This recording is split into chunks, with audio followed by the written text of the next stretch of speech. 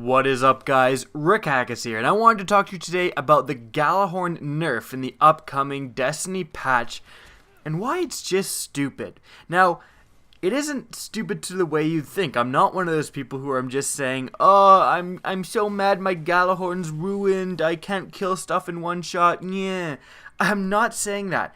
I actually totally understand why they did this nerf. The Gjallarhorn was the definition of overpowered in PvE. Everyone was using it constantly. When there was any sort of high-level battle, you basically always ran Gjallarhorn with no exceptions. So why do I think it's a stupid nerf? Well, I think it was stupid because there was no asterisk, there was no parentheses below the nerf that said, by the way, we're also addressing this issue.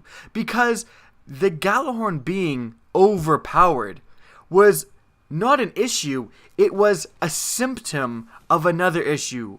That other issue was the game design and the boss design that Bungie puts forth for basically all of its bosses in Destiny. Now, the Black Hammer nerf and to some extent the Icebreaker nerf also kind of follow suit into this problem. Now, the more I think about this issue and the more I think about this nerf, I kind of have come to the conclusion that you gotta ask, what do you want from us, Bungie?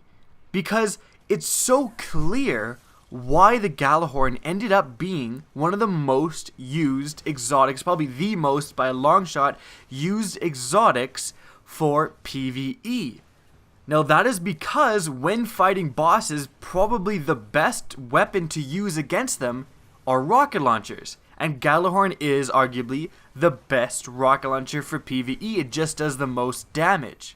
I would love to use shotguns and something like the Lord of Wolves. Again, I would love to use against bosses, against strike bosses, against Prison of Elders bosses, but I can't do that. Look at the boss design in the game.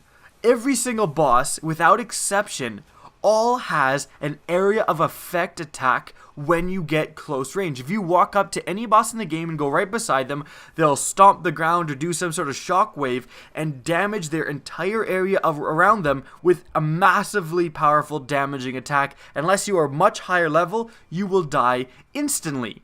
So this completely discourages shotgun use against bosses. If you get close enough to utilize your shotgun, unless you get close enough, get only a few shots and back off, you are going to die from that area of effect attack. Again, every single boss has this.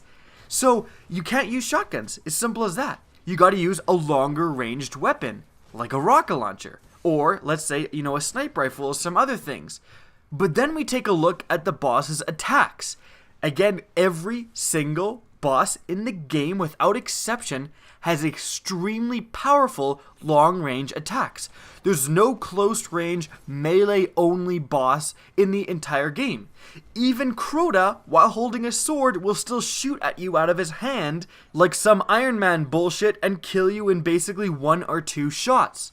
Even when fighting simple strike bosses and you are a much higher level, they all do significant damage and can kill you quickly if you don't retreat back to cover pretty soon after being initially engaged by that boss. So right there, that aspect that all the bosses have extremely powerful long-range attacks means that, I can't just sit there and chip away with a powerful primary. I would love to run a primary exotic in the game. Like, I would love to run something like the Red Death or even Suros Regime. It heals you. These are extremely useful perks. But there is just no way you can sit there and shoot at a boss, even just like a Vanguard Dragon Strike boss, with nothing but the Red Death. It's going to take 45 minutes. So that's just already not a possibility. And if I were to stand out and start getting some decent damage in on the boss, I would be shot so severely and so quickly by the boss with their long-range attacks that I would have to retreat back to cover almost immediately. So you need something that you can shoot and run away from. You can shoot, get some extremely high damage on the boss, and then retreat back into cover. What does that sound like? Again, it's rocket launchers.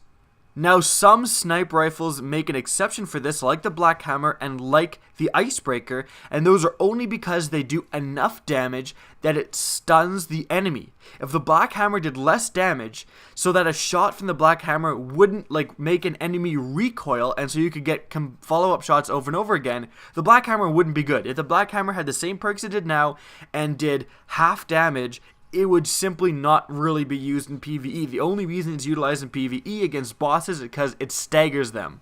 So again, when you look at the design of all of the bosses within Destiny, they all discourage close range gameplay and attacks by close range weapons, as they have massively powerful area of effect attacks.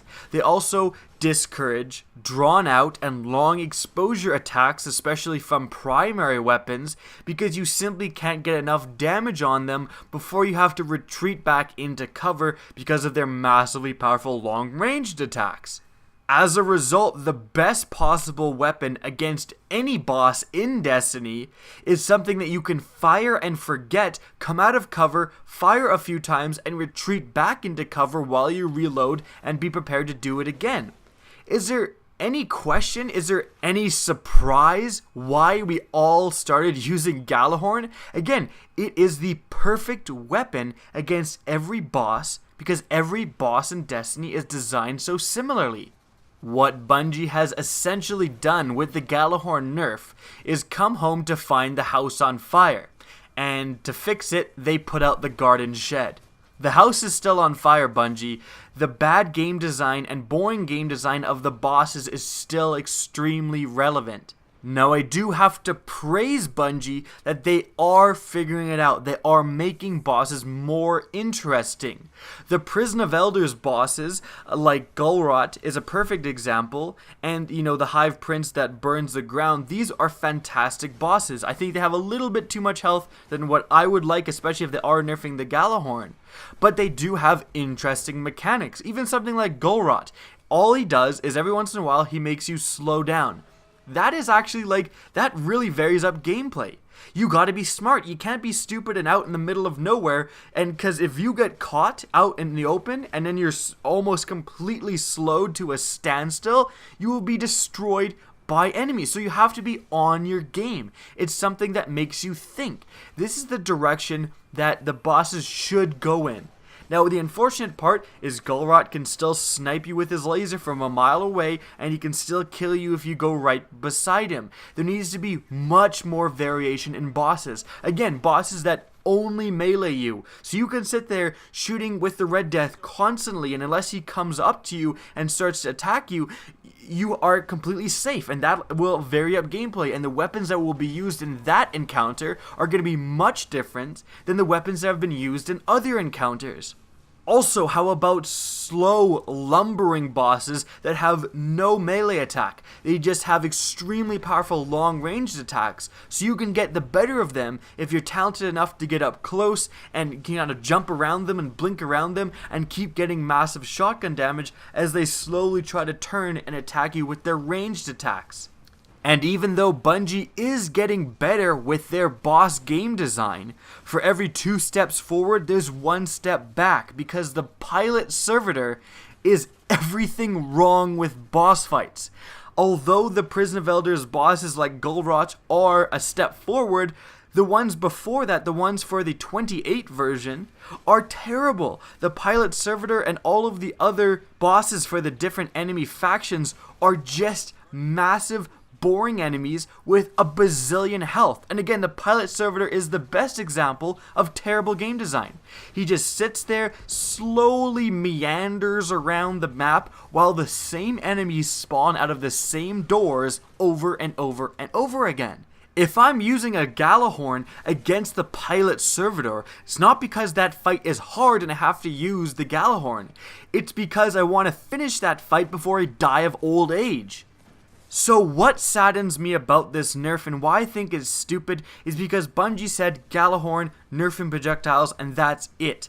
If they had continued on to say, however, we are reducing the strike boss health by, 10 to 15% across the board. We know they have too much health, and we know that's why all of you guys are going towards Gjallarhorn. We are varying up boss designs, so we have much more interesting bosses that do much more interesting and different things. And it does look, credit to Bungie, like they are continuing this trend in the Taken King, but we will have to see. I'm going to be disappointed if we get to the Taken King, and yes, there is some interesting mechanics with the new bosses, but they still have the problems where they have extremely powerful long-ranged attacks, and then they have an area of effect attack when you get close, because those two things combine to make it so that rocket launchers are clearly the best option when fighting bosses. And that's why the Gjallarhorn nerf was stupid. That's it for the video. I hope you guys enjoyed. If you did, don't be afraid to slap that subscribe button. Doing so will let you see Destiny content similar to this. My Twitch channel and Twitter are both linked in the description of this video. So check out my Twitter if you want to get in touch with me, and check out my Twitch if you want to see my ramblings live. Again, I hope you enjoy, and as always, have a good day.